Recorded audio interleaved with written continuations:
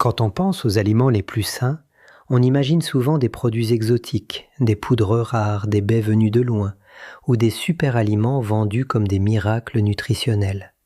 Pourtant, l'un des aliments les plus intéressants selon cette approche est un aliment ancien, simple, populaire, presque banal en apparence, la choucroute. Et c'est précisément ce qui la rend fascinante. Parce qu'elle nous rappelle une grande vérité. Parfois, les aliments les plus puissants ne sont pas les plus glamour. Ce sont les plus vrais, les plus bruts, les plus anciens, et souvent les plus intelligents sur le plan biologique. La choucroute n'est pas seulement du chou fermenté. Dans cette logique nutritionnelle, elle devient un aliment stratégique, à la fois pauvre en glucides, riche en fibres, intéressant pour le microbiote, utile pour la digestion, et très dense en certains nutriments protecteurs. Autrement dit, elle coche plusieurs cases à la fois. Et dans un monde où beaucoup de gens mangent sans vraiment nourrir leur corps, elle représente presque une leçon de simplicité. Aujourd'hui, on ne va donc pas parler d'un aliment à la mode. On va parler d'un aliment qui a traversé le temps, qui semble humble, mais qui, vu de plus près, révèle une profondeur nutritionnelle remarquable.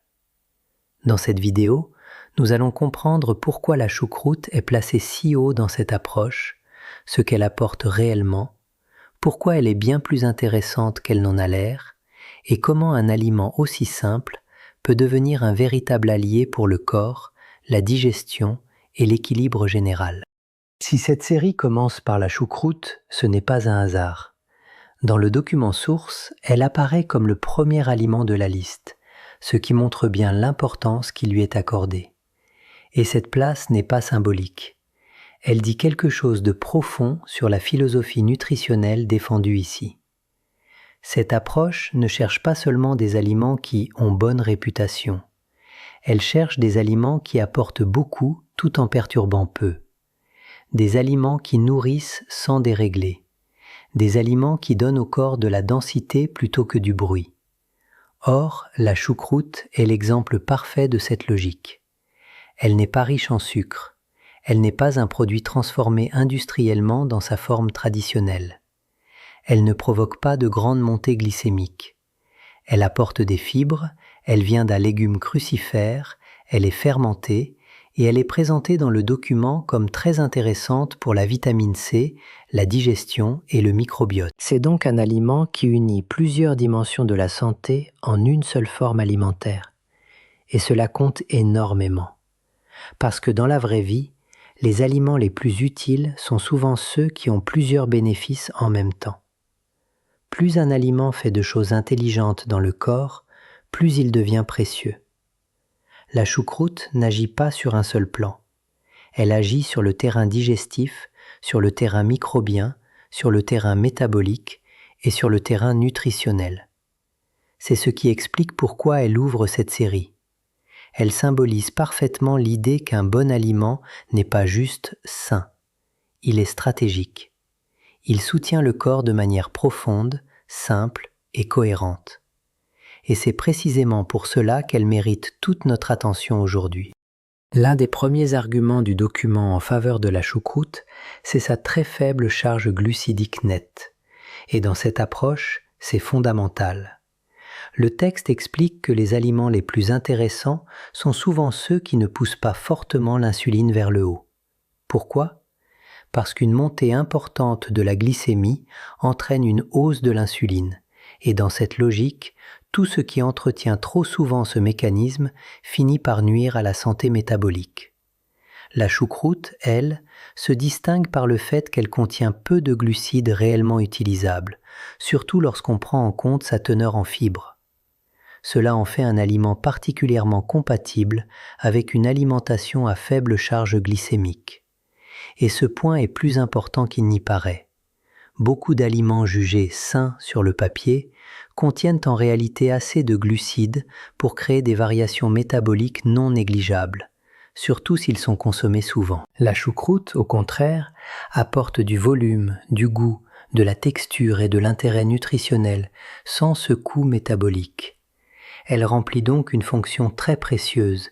Elle permet de manger quelque chose de vivant, de rassasiant, d'intéressant et de nutritif, sans pour autant pousser le corps dans un cycle de pics glycémiques inutiles. C'est l'exemple parfait d'un aliment qui donne beaucoup sans exiger trop du métabolisme.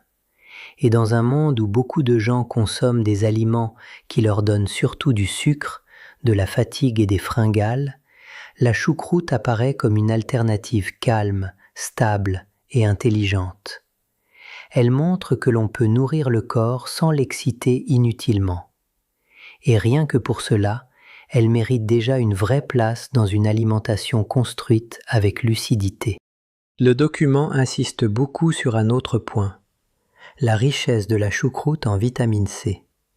Et même si dans la vraie vie, il faut toujours garder du recul sur les chiffres isolés et les replacer dans leur contexte, l'idée centrale reste forte. Dans cette approche, la choucroute est considérée comme une excellente source de vitamine C. Or, cette vitamine n'est pas un détail. Elle joue un rôle clé dans la fabrication du collagène, dans la solidité des tissus, dans la santé des os, dans l'état de la peau, dans les gencives, dans les vaisseaux et dans la protection contre le stress oxydatif. Le document rappelle aussi qu'un manque important en vitamine C peut entraîner de la fatigue, une dégradation des tissus, un vieillissement plus visible, une fragilité articulaire et une baisse générale de la qualité du terrain. Autrement dit, la vitamine C n'est pas seulement une vitamine contre le rhume dans l'imaginaire collectif. C'est une vitamine de structure, de réparation, de jeunesse tissulaire et de protection. Ce qui rend la choucroute intéressante ici, c'est qu'elle permet d'obtenir cette valeur au sein d'un aliment faible en glucides et déjà bénéfique pour d'autres raisons. En d'autres termes, on ne gagne pas uniquement une vitamine, on gagne une combinaison. Et cette combinaison est justement ce qui donne sa puissance à cet aliment.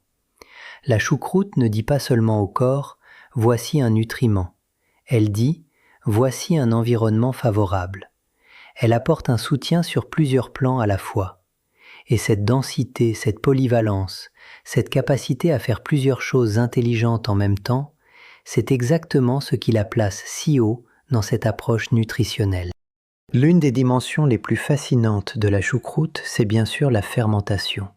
Parce que lorsqu'on parle de choucroute, on ne parle pas seulement de chou. On parle de chou transformé par un processus naturel ancien, un processus qui change sa nature, sa digestibilité, sa richesse microbienne et sa valeur fonctionnelle. La fermentation fait partie de ces techniques traditionnelles que l'humanité a utilisées bien avant l'industrie moderne. Et si elle a traversé les siècles, ce n'est pas uniquement parce qu'elle permettait de conserver les aliments. C'est aussi parce qu'elle transformait certains aliments en quelque chose de plus vivant, de plus complexe, parfois de plus digeste. Dans la logique du document, la choucroute bénéficie pleinement de cette transformation.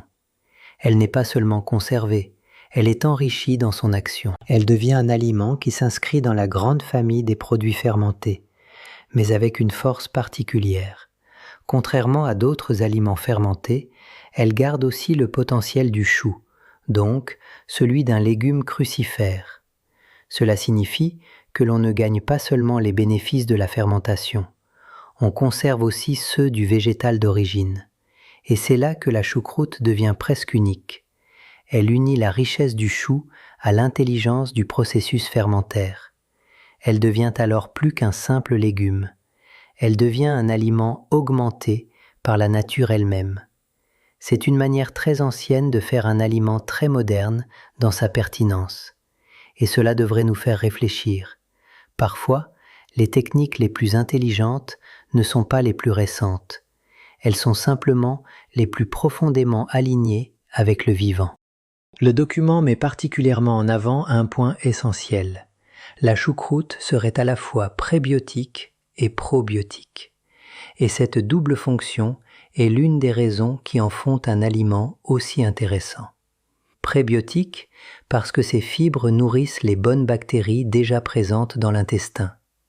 Probiotique parce que le processus de fermentation apporte lui-même des bactéries bénéfiques.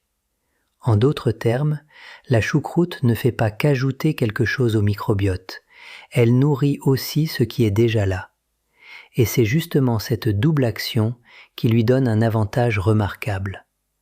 Le document la compare même au yaourt, en expliquant que certaines bactéries du yaourt seraient plus facilement détruites au niveau de l'estomac, alors que celles de la choucroute pourraient mieux atteindre l'intestin. Que l'on adhère ou non à toute la formulation du texte, l'idée de fond est claire. La choucroute est présentée ici comme un aliment particulièrement intéressant pour l'écosystème intestinal. Or, ce point est fondamental, parce qu'aujourd'hui, on comprend de plus en plus que l'intestin n'est pas seulement un organe de digestion. C'est aussi un grand terrain de communication avec l'immunité, avec l'inflammation, avec l'énergie et parfois même avec l'humeur. Nourrir correctement son microbiote, ce n'est donc pas simplement améliorer sa digestion, c'est améliorer tout un terrain. Et dans cette approche, la choucroute apparaît comme l'un des moyens les plus simples, les plus traditionnels et les plus intelligents d'apporter ce soutien. Elle n'est pas spectaculaire, mais elle est profondément utile. Et très souvent, c'est justement cela qui compte le plus. Si la choucroute est autant valorisée pour le microbiote, c'est parce que cette approche considère la santé intestinale comme un pilier majeur.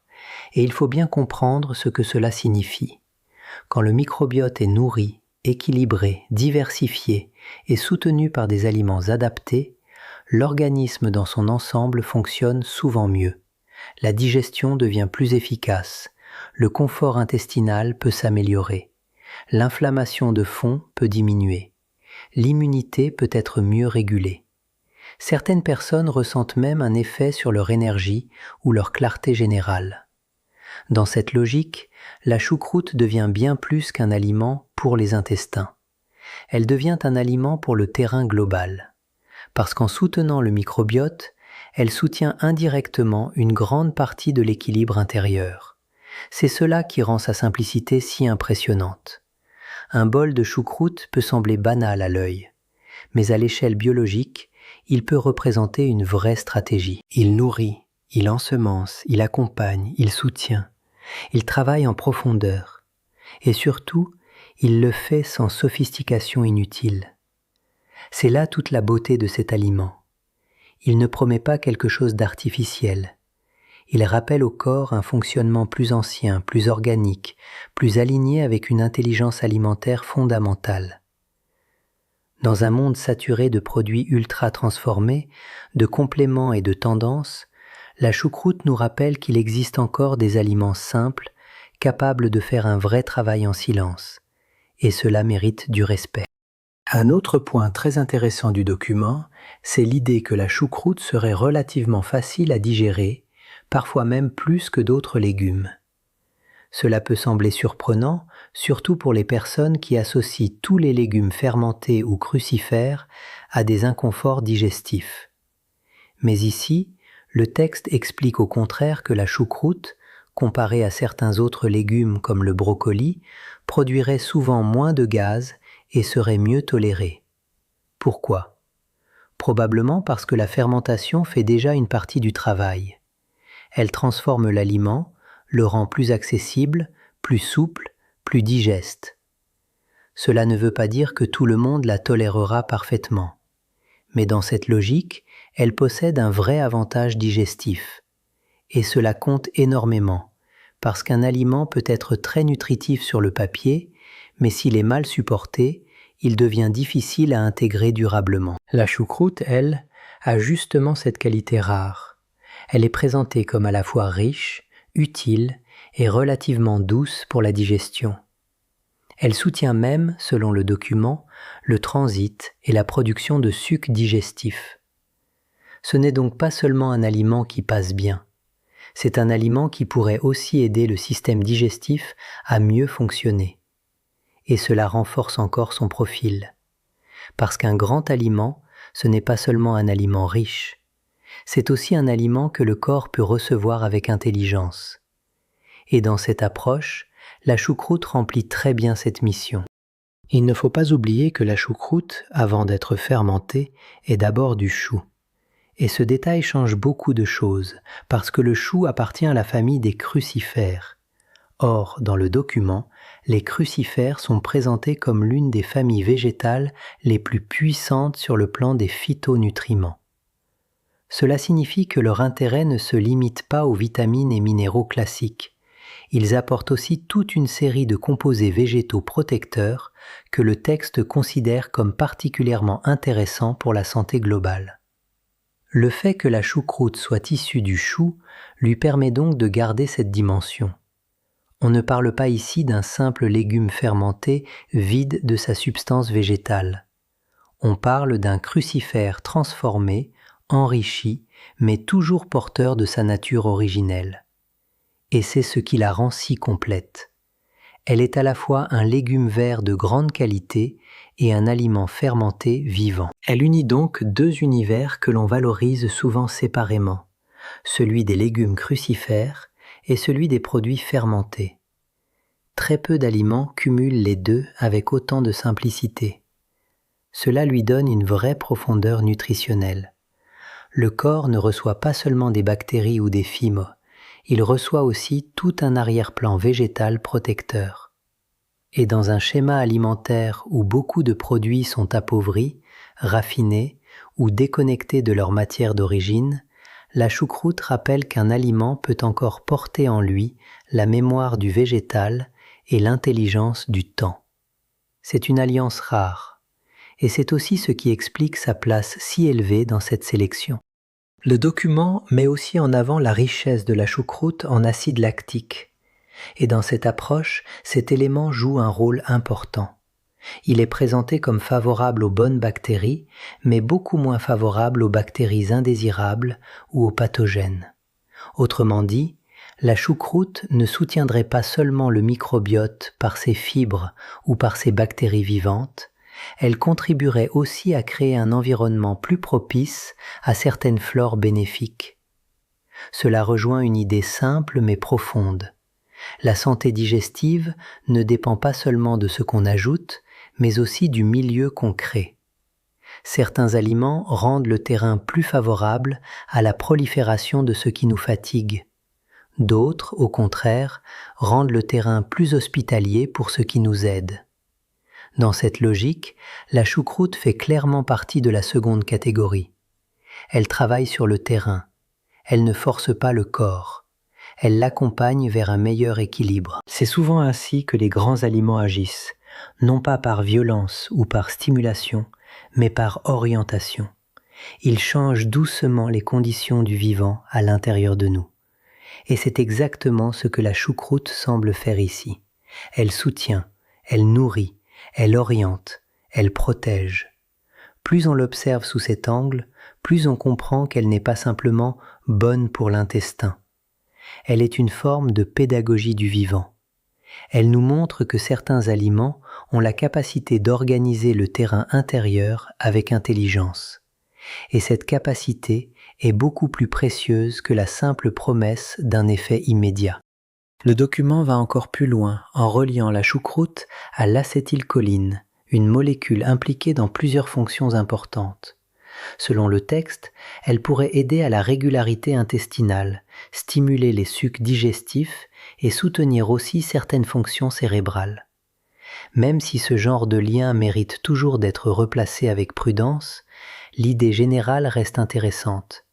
Un bon aliment ne soutient pas qu'un seul organe. Il peut avoir des effets transversaux. La digestion, le transit, la production de sucs digestifs, la sensation de légèreté, la clarté générale, tout cela peut être relié. Et c'est souvent ce qui déroute beaucoup de gens. Ils pensent la santé par cases séparées. Un aliment pour l'intestin, un autre pour le cerveau, un autre pour l'énergie. Mais certains aliments ont justement la force d'agir sur plusieurs plans à la fois. La choucroute, dans cette approche, fait partie de cela. Elle pourrait participer à une meilleure régularité, à un meilleur confort digestif, à un meilleur terrain intestinal, et donc, indirectement, à un meilleur état général. Et si l'on ajoute à cela le fait qu'elle est pauvre en glucides, riche en fibres et naturellement fermentée, on commence à comprendre pourquoi elle est présentée comme un aliment de haute qualité fonctionnelle. Elle ne fait pas seulement du bien, Elle semble s'inscrire dans une logique de cohérence métabolique et digestive.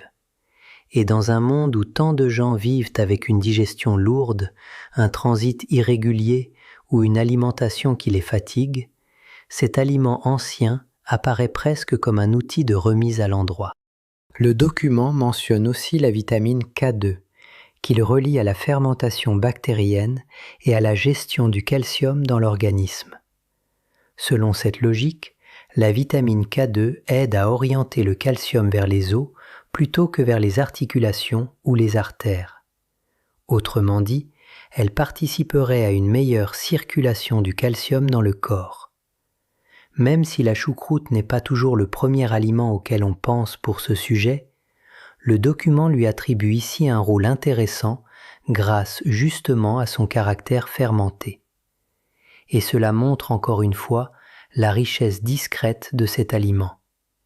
Parce que beaucoup de gens cherchent à améliorer leur alimentation en ajoutant sans cesse des choses nouvelles, alors qu'ils pourraient parfois gagner beaucoup en réintroduisant simplement des aliments traditionnels bien choisis.